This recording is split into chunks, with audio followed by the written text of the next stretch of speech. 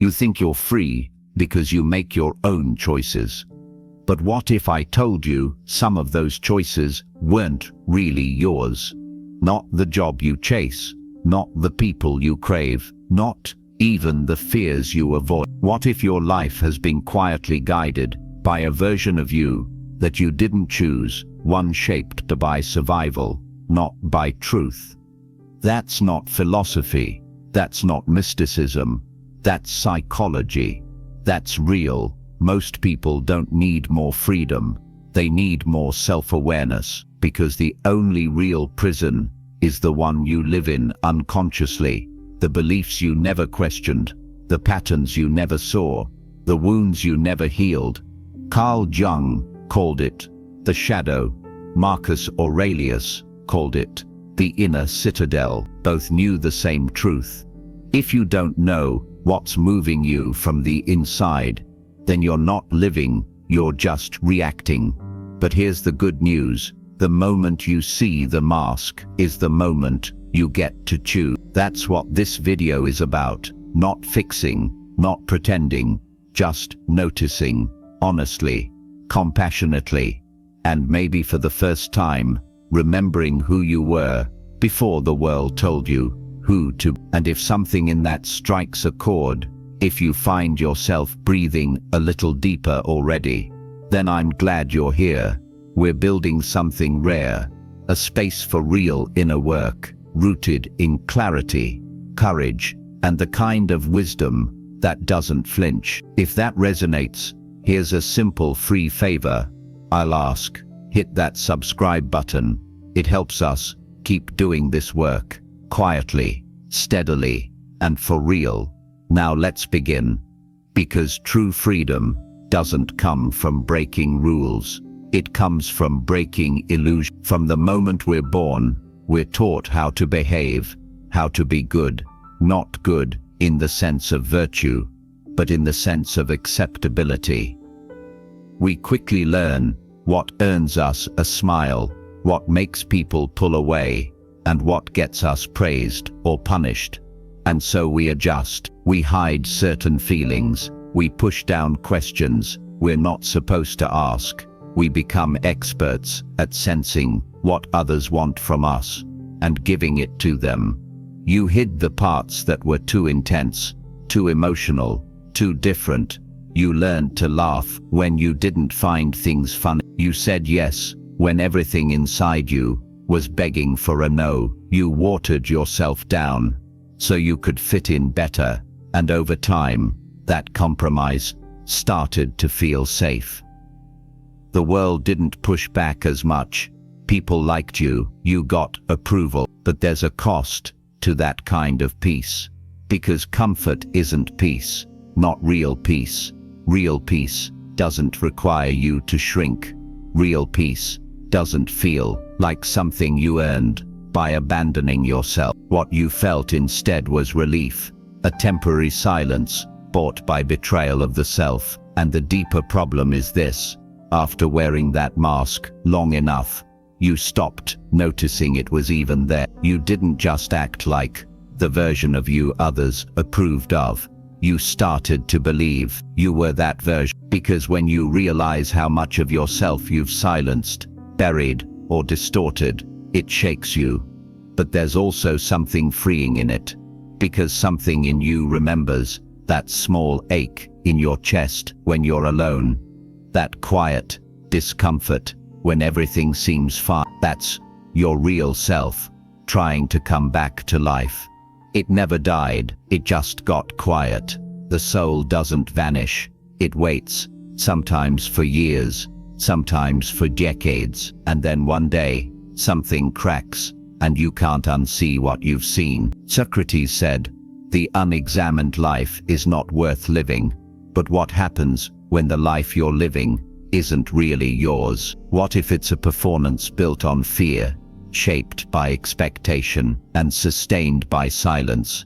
Who are you performing for, and why? When you troke it back, it's often not even your voice you're obeying. It's the voice of a parent you wanted to please, a teacher you feared disappointing, a culture that told you what's what strength should look like, and those voices, though long gone, still echo. They still pull the strings, unless you become aware of them. And here's the thing, awareness isn't always pleasant. In fact, it's often uncomfortable.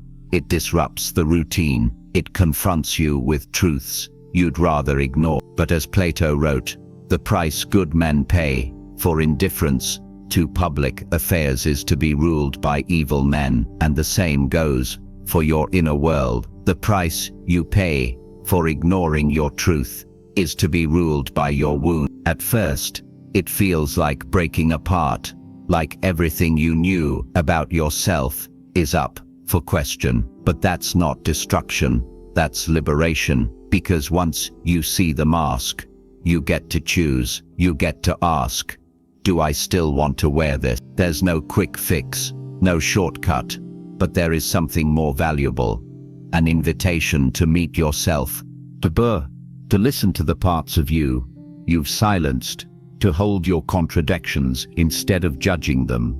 As Aristotle said, knowing yourself is the beginning of all wisdom, and self-knowledge isn't clean or easy.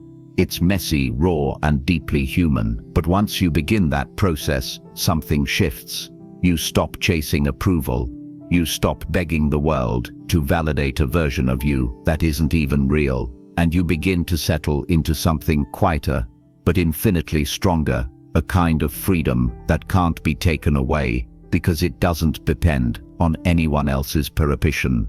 And that's where peace starts, not in perfection, but in truth, in holiness, in no longer needing to perform. Carl Jung didn't call it self-sabotage, he called it the shadow, the part of you that holds everything you've pushed away. Not because it was evil, but because somewhere along the way, someone made you believe it was unacceptable. That part of you that feels jealous when someone else shines, the part that gets angry when you're overlooked, the part that craves recognition but is too ashamed to admit it. It all lives there, quietly waiting.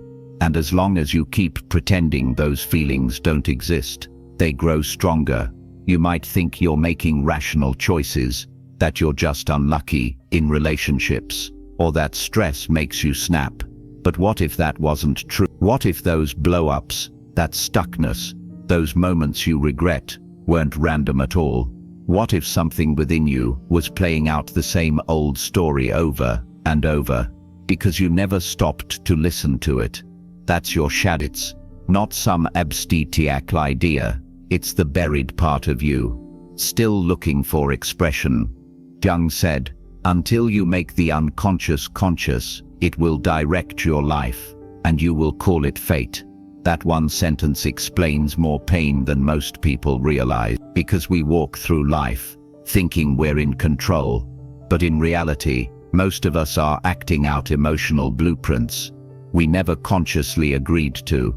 You find yourself drawn to the same kind of people, the ones who don't see you, the ones who take more than they give. Or maybe you keep playing the savior, trying to fix everyone, hoping they'll finally stay. These aren't just bad choices, these are shadows in motion. They're the patterns we attract when a part of us is still trying to solve something that was never healed. And when it happens, we say things like, why do I always do this? Or what's wrong with me? But those aren't the right questions. The better question is, what am I not willing to feel? Because whatever you're not willing to feel is usually what controls you. The shadow isn't just made of rage, or grief, or shame. It's also your hunger for love, your buried creativity, your silenced voice, your unapologetic truth. You may have locked it away to survive, but now you're still living as if the war is going on. And that's the real tragedy, when the danger is gone, but the armor stays on. Aristotle said, knowing yourself is the beginning of all wisdom. But knowing yourself isn't just about the polished parts. It's about turning toward what you've rejected and saying, I see, you belong here too.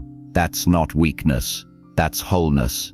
The longer you avoid it, the more the shadow distorts your relationships, your goals, your sense of self. You'll blame other people. You'll call it timing. You'll label it as just being how life is. But underneath it all, the truth doesn't stop whispering. And here's the shift. The shadow doesn't want to ruin you. It wants to be integrated. It wants to be acknowledged, not denied. Because inside those uncomfortable emotions is the raw energy that, if claimed, can become confidence, clarity, and power. You don't fight the shadow. You meet it. You sit with the discomfort instead of numbing it. You track the patterns instead of just reacting. You get curious instead of judgmental. Plato once wrote, "The first and greatest victory is to conquer yourself." And he wasn't talking about dominating your feelings. He was talking about understanding. That's when you start to reclaim your choices, not because you've become perfect or emotionless, but because you're finally awake. You recognize when your shadow is being triggered. You catch it before it takes over. And slowly, you begin to steer your own life, not by force, but by awareness. True freedom doesn't come from avoiding what's hidden. It comes from turning toward it and saying, "I'm ready now." Because when you bring light to the parts you once feared, you stop being driven by them. And that's when you finally take the wheel back. You say you want peace, but peace doesn't grow where truth is buried. You can repeat affirmations, meditate, surround yourself with soft lighting and calm music, but none of it lasts if you're still hiding from yourself. Denial isn't healing, it's just delay. And the more you delay, the more pressure builds behind the mask you've learned to wear so well.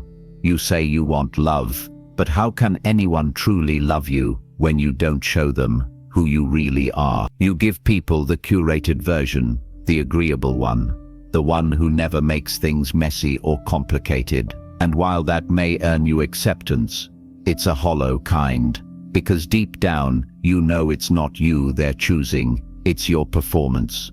You want clarity, you want to feel aligned, but every time discomfort shows up, you look away, you distract yourself, you scroll, you overthink, you escape into plans and to-do lists, telling yourself that productivity will somehow fix the... But clarity only comes when you sit with the mess, when you actually feel the thing you've been trying to outrun. You say you want growth, but growth is born from tension, from breakdowns, from staring your patterns in the face and saying, "I'm not doing this anymore." And most people avoid that moment at all costs, not because they're weak, but because it's hard. Carl Jung once said, "People will do anything, no matter how absurd, to avoid facing their own soul." And you can feel the truth of that in how quickly we reach for distraction when we're finally alone. This is the quiet war inside, between who you really are and who you've had to become to be accepted. That version of you who learned to keep things smooth, to suppress the inconvenient emotions, to act strong even when you're falling apart. That version didn't come from nowhere. It came from survival. But survival mode isn't meant to be permanent, and the longer you live in it, the more disconnected you become. That disconnection doesn't always look dramatic.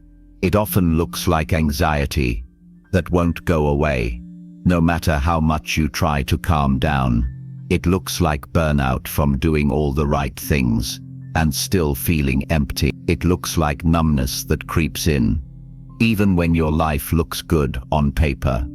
These aren't flaws, they're signals, as if your body, your mind, your very spirit is waving a flag and saying, "You've drifted too far from yourself." Plato said, "The worst form of injustice is pretended justice," and something similar happens internally when you pretend you're okay, when you pretend you're aligned, when you pretend you're whole. Your inner world suffers an injustice because it knows better. It knows what's been avoided. It knows what still needs to be heard. The ego isn't the villain here. It's just afraid. Afraid that if you show too much, you'll be rejected. That if you let go of control, you'll fall apart. So it clings. It edits, it polishes, it presents a version of life that feels more manageable. But that version also traps you, because it's not built on truth, it's built on fear. And the price of that illusion is high. You trade your depth for approval. You trade authenticity for certainty. You trade freedom for safety. But what if you didn't have to? What if peace wasn't about controlling everything, but allowing everything to be seen? Socrates said, "To know thyself is the beginning of wisdom." And maybe that's where it all starts, not with fixing, not with performing, but with noticing, with being honest, with admitting what hurts, what scares you, what still needs healing. Because once you tell the truth to yourself, the war begins to end. And in that ending, something softer begins, something more grounded, not the kind of peace that's silent, because it's suppressed, but the kind that's quiet because it's real. Because finally, there's no one left to pretend to. The world taught you how to behave, how to blend in, how to speak when spoken, to smile when you're hurting, and never ask for too much. It taught you that being good meant being easy to manage, that love is something you earn by staying agreeable. But Carl Jung didn't tell you to be good. He told you to be whole. And there's a big difference. To be whole means to welcome all of who you are, not just the polished parts that get praise, but the rough edges too. The pride that shows up when you succeed, the pain that lingers when you're alone, the strength you rarely acknowledge, the shame you try to bury. All of it is you. And when you cut pieces of yourself out just to be accepted, you don't become more lovable, you become less you.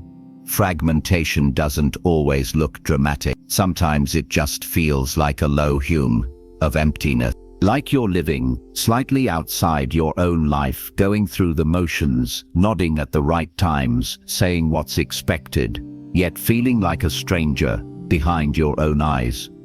That's not peace, that's imprisonment. Plato once said, "The worst of all deceptions is self-deception," and he was right.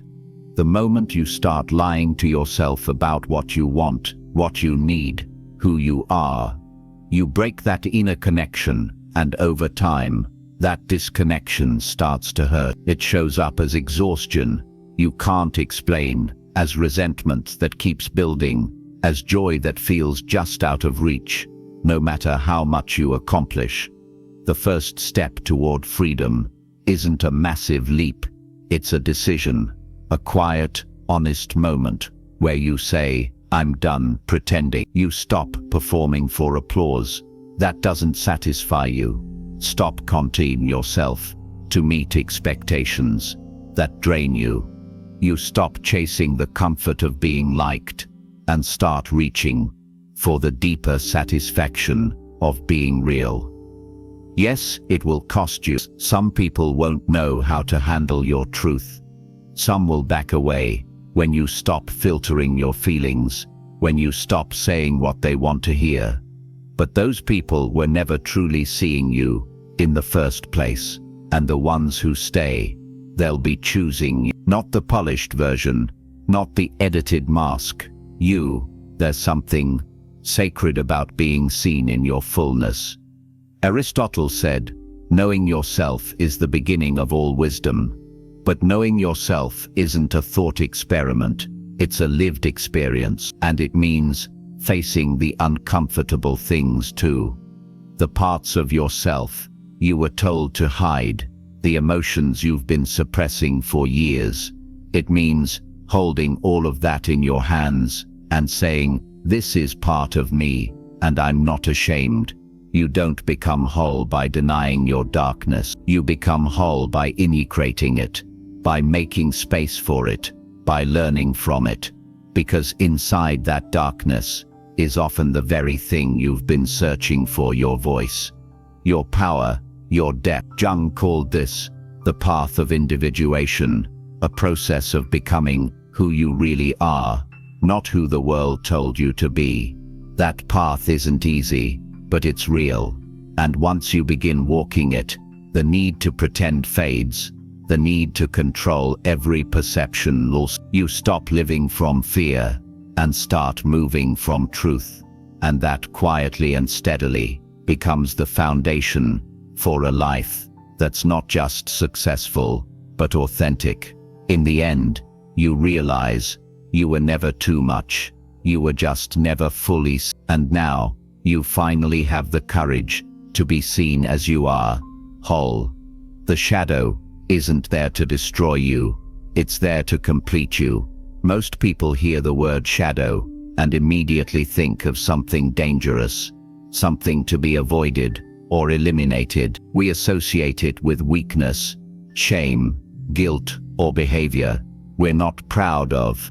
But the shadow, as Carl Jung described it, is not your enemy. It's the part of you that was cast aside when you learned how to survive. It's your rejected thoughts, your hidden impulses, your unspoken emotions. It's everything you were taught not to be, but still are. It holds your jealousy, yes, but also your hidden ambition, your anger, sure, but also your deep sense of justice, your fear, but also your intuition, your sensitivity, but also your creativity. You see, what we bury doesn't disappear, it waits, and while it waits, it grows stronger in the dark. When you look away from your shadow, it doesn't go dormant, it acts out quietly, unconsciously. It becomes the voice in your head that whispers self-doubt. It becomes the pattern that keeps you stuck in the same arguments, the same heartbreaks, the same fears. It shapes your choices while convincing you they're rational. It makes you mistake your coping mechanisms for personality traits, and the more you ignore it, the more chaos it creates. But when you stop running from it, when you turn toward it, honestly, without flinching, everything changes. You start to see the raw material your shadow carries. What once showed up as explosions of anger now shows up as clarity, directness, boundaries. What once felt like envy turns into drive, a desire to create your own version of what you admire. What used to feel like fear begins to sharpen into alertness, into instinct. That's the power of bringing the unconscious into the light. Jung said, until you make the unconscious conscious, it will direct your life, and you will call it fate. And fate, when you're unaware of your inner world, becomes a loop. You start to think, why does this keep happening to me? But what's really happening is that your shadow is living through you, acting through your blind spots, repeating what was never healed. And that's where individuation begins. Jung didn't see healing as becoming perfect. He saw it as becoming real. He said, I'd rather be whole than good. And that's the essence of this journey. Not to be some flawless version of yourself, but to be fully and fearlessly you. Most people spend their lives trying to feel free. They chase peace, love, happiness, fulfillment, but they do it through denial, through performance, through constantly editing themselves to stay liked, to stay safe, to stay inside the invisible lines society draws around acceptable. But that kind of safety is a cage. You get good at pretending. You master the performance. But behind closed doors, you feel numb. You feel disconnected. You wonder why nothing ever feels real. The truth is, freedom isn't something you find, it's something you remember, because you were born whole, before anyone told you who to be, what to hide, or what to be ashamed of. You were already free, fully expressed, curious, bold, sensitive, intuitive. But then, little by little, you were told that part of you too much. This part, not enough. That emotion, unattractive. That truth, inconvenient. So you split. You buried parts of yourself just to belong. And at the time, it was survival. It made sense.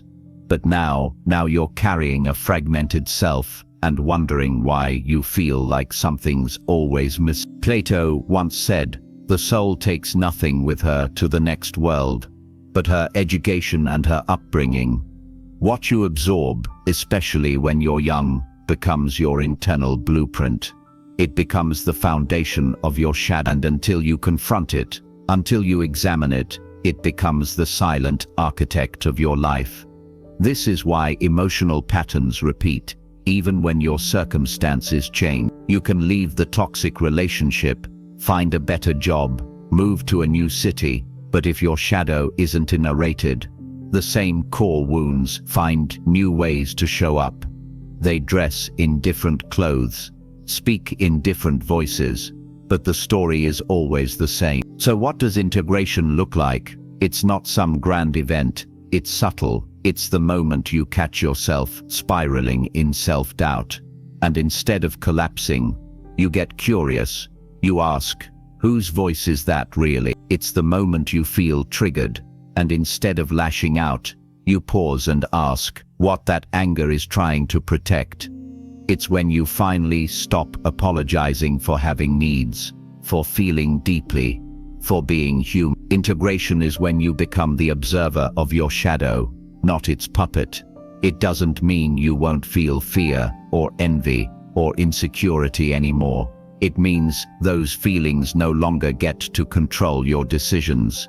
They don't hijack your relationships.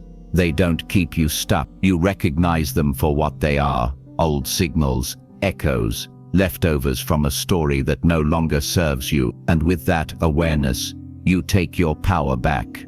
Socrates said, "The secret of change is to focus all of your energy, not on fighting the old, but on building the new." But building the new begins with understanding the old, not avoiding it, not skipping over it, with a list of goals and daily affirmations. You can't heal what you're still afraid to look at. You can't grow into your future if you're still being run by your past. Integration doesn't make you perfect. It makes you honest. And honesty, especially with yourself, is the foundation of real peace. When you stop lying about who you are, when you stop hiding parts of yourself just to be accepted, you finally feel what it's like to exist. You move through the world with less tension because you're no longer performing.